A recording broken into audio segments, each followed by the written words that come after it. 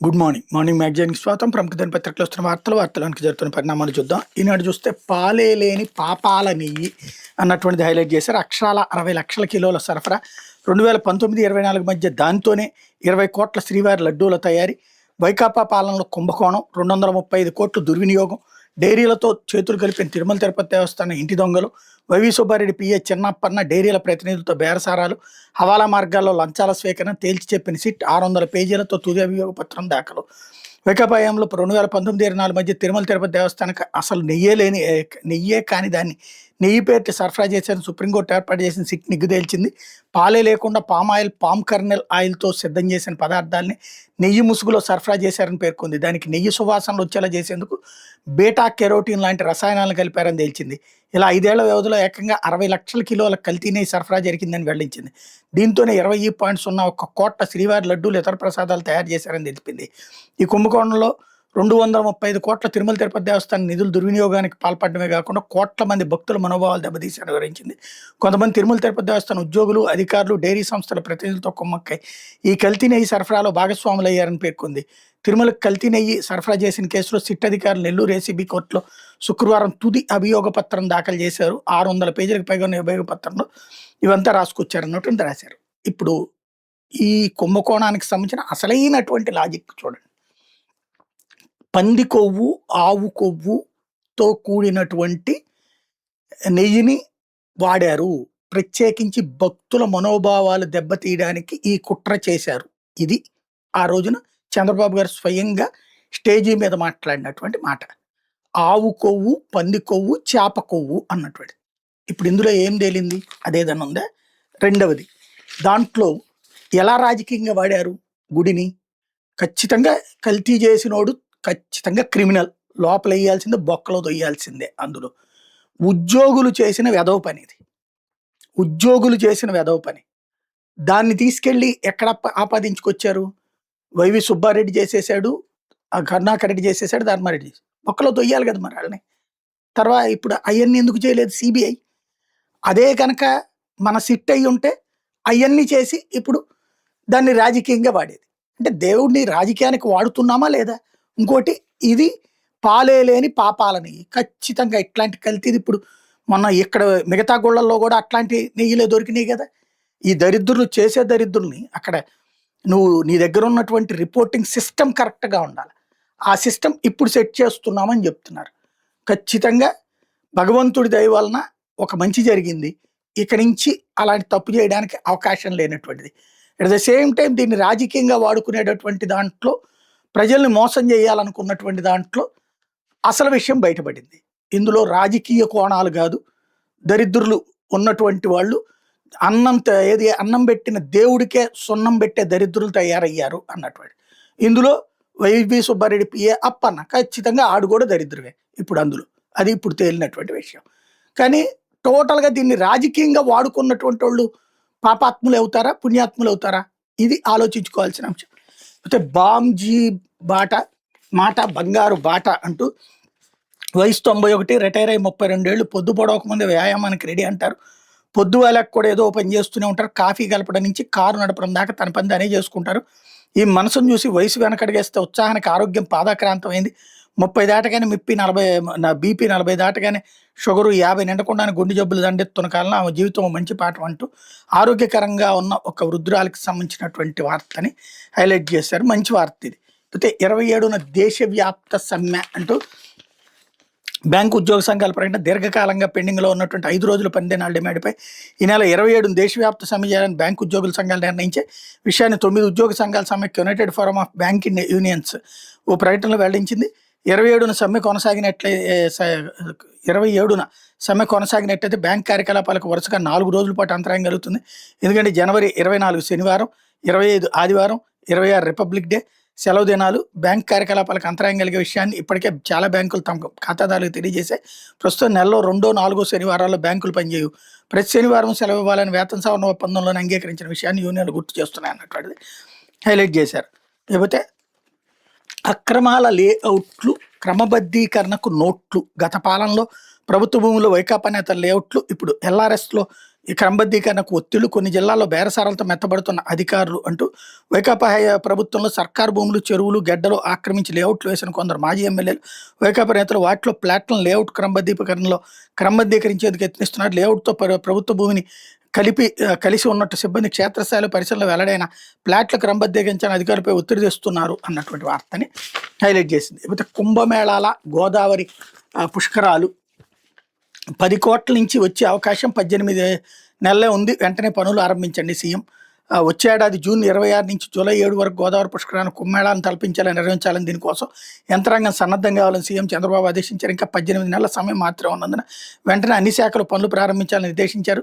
దేశ విదేశాల నుంచి 10 కోట్ల మంది పుష్కర స్థానాలకు వచ్చే అవకాశం ఉందన్న అందుకు తగినట్టు వసతులు కల్పించాలని ఆదేశించారు. శుక్రవారం సచివాలయంలో గోదావరి పుష్కరాలపై సీఎం చంద్రబాబు తొలిసారి అత్యున్నత సమీక్ష నిర్వహించారన్నటువంటిది హైలైట్ చేశారు. అయితే సాయిరెడ్డిని 100 కోట్లు ఎందుకు అడిగారు, వాటిని రాజకేశ్ రెడ్డికి ఎందుకు ఇప్పించారు, వైకాపా ఎంపీ మిథున్ రెడ్డిని ప్రశ్నించిన ఈడీ. ఏపీ మద్యం కుంభకోణం కేసుల విచారణ. ఆంధ్రప్రదేశ్ మద్యం కుంభకోణం కేసులో నిందితుడు వైకాపా ఎంపీ మిథున్ రెడ్డిని దాదాపు 7 గంటల పాటు విచారించిన ఎన్ఫోర్స్మెంట్ డైరెక్టరేట్ పలు వివరాలు రాబట్టింది. ఇప్పటికే ఏపీ ప్రభుత్వం నియమించిన సిట్తో పాటు తమ దర్యాప్తులను వెల్లడైన అంశాలను దగ్గర పెట్టుకుని ప్రశ్నించినట్టు తెలిసింది. ఇదే కేసులో గురువారం జరిగిన విచారణలో విజయసాయిరెడ్డి చెప్పిన విషయాలు కూడా మిథున్ రెడ్డి ఎదుట ఈడీ అధికారులు ప్రస్తావించారు. ముఖ్యంగా A1 రాజకేశ్ రెడ్డికి 100 కోట్లు ఎందుకు ఇవ్వాల్సి వచ్చిందని ప్రశ్నించినట్టు సమాచారం. మద్యం విధానం రూపకల్పనలో మిథున్ రెడ్డి పోషించిన పాత్ర, ఆయన భాగస్వామిగా ఉన్న ఇతర వ్యాపార సంస్థల లావాదేవీల వివరాలను అడిగారని తెలుస్తోంది అన్నటువంటి వార్తని హైలైట్ చేసింది. లేకపోతే తారుకు బదులు బయో బిటుమిన్ అంటూ మెటీరియల్ పునర్వినియోగంతో రోడ్ల నాణ్యత, మన్నిక, కర్బన ఉద్గారాలు, మౌలిక సదుపాయాల ఖర్చును తగ్గించడమే లక్ష్యం. CRRI శాస్త్రవేత్త భరత్ అంటూ ప్రతి నెల 2-3 జాతీయ రహదారులపై ఫోరెన్సిక్ ఇన్వెస్టిగేషన్ చేస్తారట. రహదారులు ఎందుకు పాడవుతున్నాయో గుర్తించి కేంద్రాన్ని నివేదించి అమరావతిలో రహదారుల కింది పొరను తీసేసి కొత్తగా వేస్తున్నారు. దీనివల్ల వాటి జీవితకాలం ఎక్కువగా ఉంటుంది అన్నటువంటిది ఆయన చెప్పుకొచ్చారన్నటువంటిది హైలైట్ చేశారు. లేకపోతే సాక్షి వచ్చేటప్పటికి గీతం కబ్జాలకు గిఫ్ట్ అన్నటువంటి వార్తని హైలైట్ చేశారు. బంధువులకు భూ పందారం అన్నటువంటి దేశ చరిత్రలో ఏ ముఖ్యమంత్రి సాహసించిన విధంగా భూదోపిడి. బాబు సొంత కుటుంబ సభ్యులు అత్యంత ఖరీదైన గిఫ్ట్. అధికారాన్ని అడ్డం పెట్టుకుని సర్కారు భూములు మళ్ళీ గీతం చెరలోకే. బాలకృష్ణ చిన్నల్లుడు నారా లోకేష్ తోడల్లుడు విశాఖ ఎంపీ శ్రీభరత్కు నజరానా. గీతం కబ్జా చేసిన 54.79 ఎకరాల ప్రభుత్వ భూములపై ఉన్నత స్థాయిలో తీవ్ర ఒత్తిళ్లు. 30ని జీవీఎంసీ కౌన్సిల్ చివరి సమావేశంలో ఆమోదించిన భారీ స్కెచ్. గీతం ఆక్రమణల చెర నుంచి వైఎస్ఆర్సీపీ హయాంలో విడిపించిన భూములపై టీడీపీ పెద్దల కన్ను. ఇప్పటికే ఎండార్లో గీతం భూములకి 22 నిషేధిత జాబితాని తొలగించి మార్ట్గేజ్ బ్యాంకు రుణాలు ఇప్పించిన బాబు సర్కార్ అన్నటువంటి వార్తని ఇక్కడ ప్రధానంగా హైలైట్ చేసింది. రాజు తలుచుకుంటే అడ్డే ఉంది, చంద్రబాబు బరి తెగిస్తే తిరిగే ఉంది. దేశ చరిత్రలో ఏ ముఖ్యమంత్రి సాహసించినటువంటి విధంగా భూదోపిడీతో తన సొంత కుటుంబ సభ్యులకి చంద్రబాబు ఇస్తున్న అత్యంత ఖరీదైన గిఫ్ట్ ఖరీదు ఏకంగా 5,000 కోట్లు. విశాఖలో అత్యంత విలువైన రుషికొండ ప్రాంతంలో తన బంధుగణం కబ్జా చేసి ఆక్రమించిన విలువైన ప్రభుత్వ భూమిని దోచిపెట్టేందుకు చంద్రబాబు తన అధికారాన్ని దుర్వినియోగం చేస్తున్నారు. తన బామ్మరిదైన బాలకృష్ణ చిన్నలుడు, తన తనయుడు నారా లోకేష్ తోలుడు విశాఖ ఎంపీ శ్రీభరత్కి చెందిన గీతం యూనివర్సిటీ కబ్జాలకు పాల్పడి ఆక్రమించుకున్న 54.79 ఎకరాల ప్రభుత్వ భూమిని కానుగ్గా కట్టబెట్టేందుకు రంగం సిద్ధం చేశారు. విశాఖ నడిబొడ్డున ఉన్న అత్యంత ఖరీదైన ప్రభుత్వ భూములు గీతం వర్సిటీ కట్టబెట్టేందుకు జీవీఎంసీ వేదికగా కుట్రలకు తెరదీశారు. భూ సంతర్పణకు జీవీఎంసీ చివరి పాలకవర్గ సమావేశాన్ని వేదికగా చేసుకున్నారు. నెల 30 జరిగే జీవీఎంసీ కౌన్సిల్ సమావేశంలో దీనికి ఆమోద ముద్ర వేసేందుకు అజెండాలో 15వ అంశంగా చేర్చారు. ఎకరం 100 కోట్లు చొప్పున 5,000 కోట్లకు పైగా విలువైన 54.79 ఎకరాల ప్రభుత్వ భూములు గీతం సంస్థలకి దారాదత్తం చేయాలని నిర్ణయించారు. నాడు గీతం యాజమాన్యం ఆక్రమణల చెర నుంచి విడిపించి విలువైన ప్రభుత్వ భూములు వైఎస్ఆర్సీ ప్రభుత్వం కాపాడితే ఇప్పుడు చంద్రబాబు సర్కార్ వాటిని నజరానాగా తమ బంధువులకు అప్పగించేందుకు సన్నద్ధమైంది.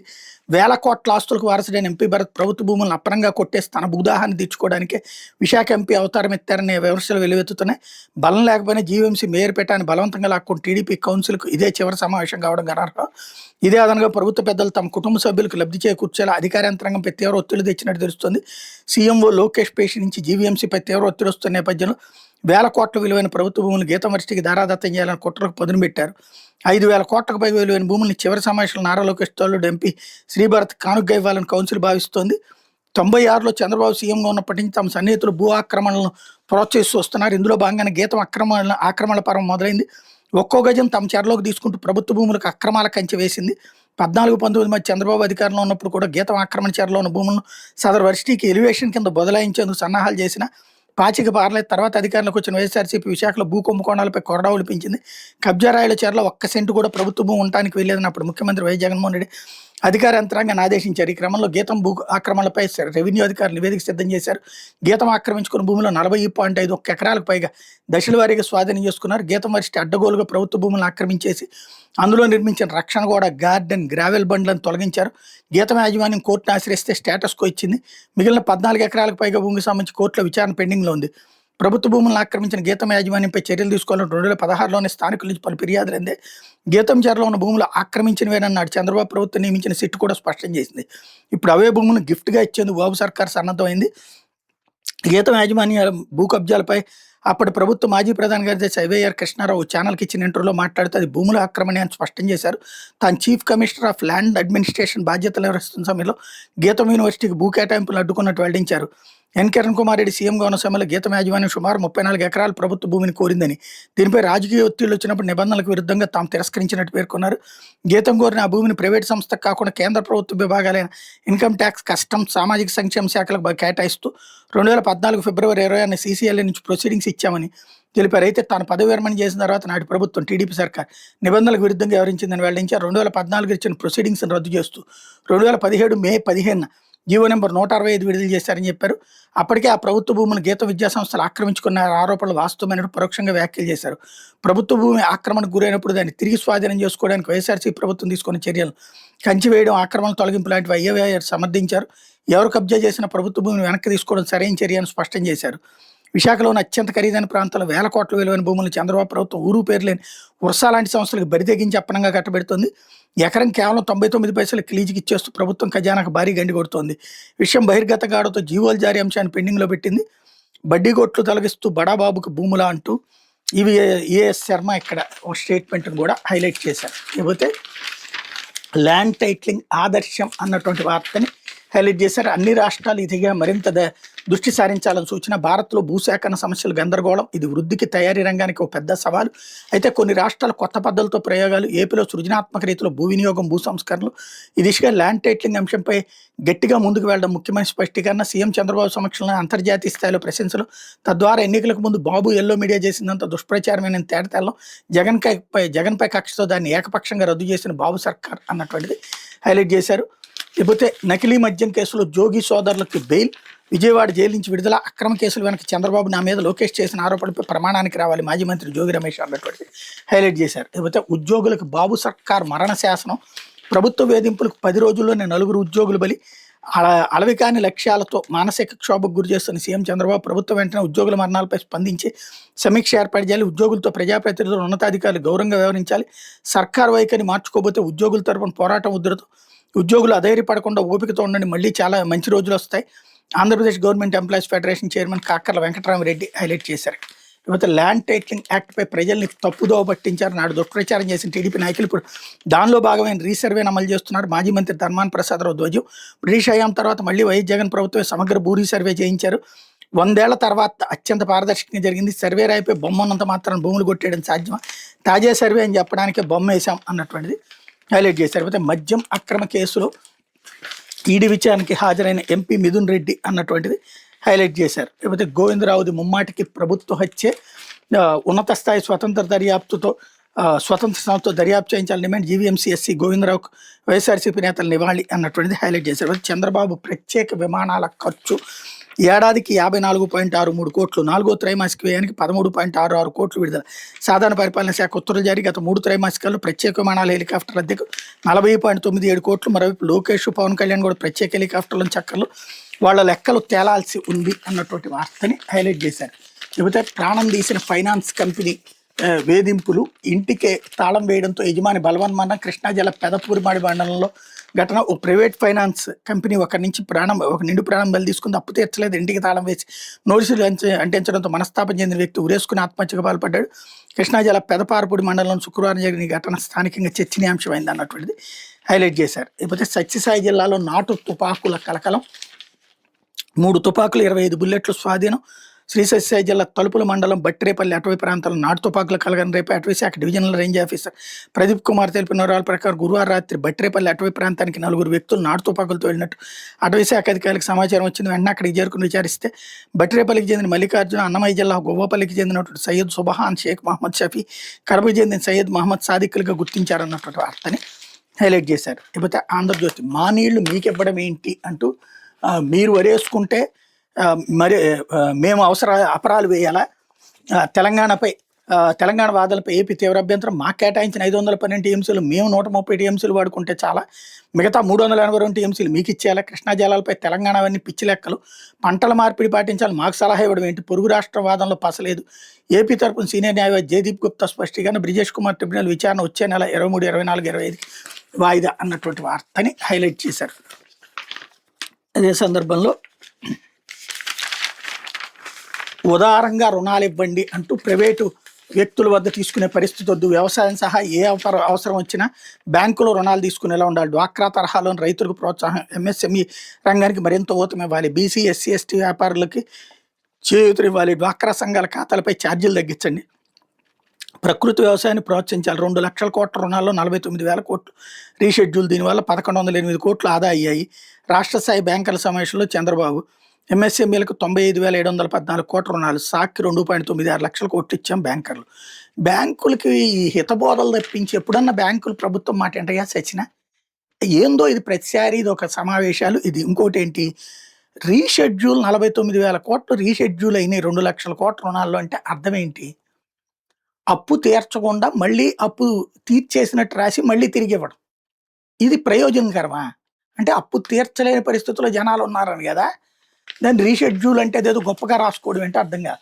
లేకపోతే అది నెయ్యే కాదు, పామాయిలు కెమికల్ కలిపిన ద్రవం, లడ్డూ ప్రసాదంలో కల్తీ నెయ్యి కేసులో సిట్ స్పష్టీకరణ, నెల్లూరు కోర్టులో తుది ఛార్జ్షీట్ దాఖలు, 12 మంది టీటీడీ ఉద్యోగులతో సహా 36 మందిపై అభియోగాలు, బోలేబాబా డైరీ కేంద్రంగా కల్తీ దందా, ఆ డైరీకి అసలు ఆవులే లేవు, బయట నుంచి కూడా పాల్గొనలేదు, టీటీడీ పెద్దలు సరఫరాదారులు కుమ్మక్కు, 2019-24 మధ్య 60.10 లక్షల కిలోల నెయ్యి సరఫరా కల్తీ అని తెలిసి అనుమతించిన అధికారులు, టీటీడీకి 250 కోట్ల నష్టం, కల్తీ నెయ్యి కేసులో ముగిసిన దర్యాప్తు, ఛార్జ్షీట్లో ప్రతి అంశానికి ఆధారాలు, నిందితులకు జాబితాలో 5 డైరీలు, 31 మంది వ్యక్తులు, ఛార్జ్షీట్లో వివరించి సిట్ అధికారులు అన్నటువంటిది హైలైట్ చేశారు. లేకపోతే ఇరాన్ వైపు అమెరికా సేనలు పరిస్థితి నిశితంగా గమనిస్తున్నామన్న ట్రంప్, యుద్ధ విమాన వాహక నౌకలతో సహా భారీ స్థాయిలో బలగాలను పంపిస్తున్నట్టు వెల్లడి, ఇరాన్ అమెరికా పరస్పర హెచ్చరికలతో ఉద్రిక్తత, WHO నుంచి వైదొలిగిన అమెరికా, ఇరాన్పై అమెరికా దాడికి రంగం సిద్ధం అవుతుందా, సైనిక చర్య ఎప్పట్లో ఉండదా పోదంటున్న ట్రంప్ తన నిర్ణయాన్ని మార్చుకున్నారా, ఏ క్షణమైన ఇరాన్పై భారీ స్థాయిలో విరుచుకుపడే అవకాశం ఉందా, ట్రంప్ ప్రకటనలు పశ్చిమాసియా గల్ఫ్ ప్రాంతాల అమెరికా సైన్యం కదలికలు ఈ ప్రశ్నలకు అవునని సమాధానం ఇస్తున్నాయి.